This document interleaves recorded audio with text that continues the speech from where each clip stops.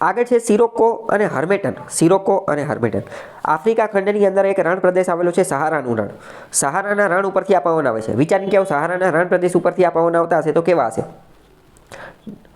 ગરમ હશે અને સૂકા હશે, બરાબર, ગરમ અને સૂકા પવન હશે.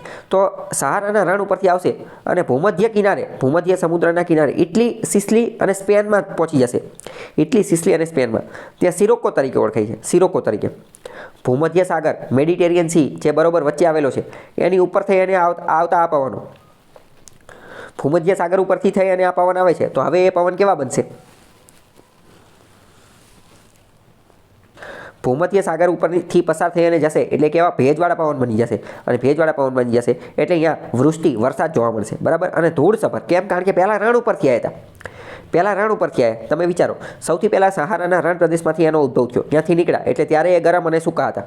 અને પછી ભૂમધ્ય કિનારે ઇટલી અને સિસલી અને સ્પેન ત્યાં પહોંચ્યા તો અહીંયા એને સિરોકો નામ કહેતા હતા.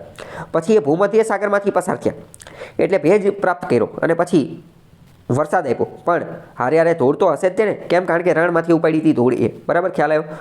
તો બધી વસ્તુ એકબીજા હારે કનેક્ટ કરવાની.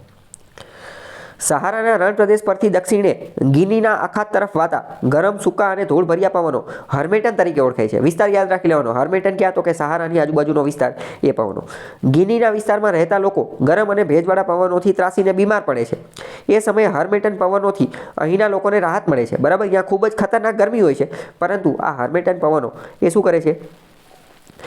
હા, ભેજને એ બધું લાવે છે એટલે લોકોને રાહત મળે છે. તેથી સ્થાનિક ભાષામાં લોકો આ પવનોને સુખદ અને સ્વાસ્થ્યપ્રદ પવનને હર્મેટન પવન કહે છે. હર્મેટન એટલે કે ડૉક્ટર વિન્ડ. ડૉક્ટર તરીકેનું કામ કરે છે. કેમ? કારણ કે બીમાર હતા અને હવે એમનું કામ થઈ જાય છે એટલે. ખ્યાલ આવ્યો? આ બધા લોકલ વિન્ડ્સ આપણે જોઈ લીધા.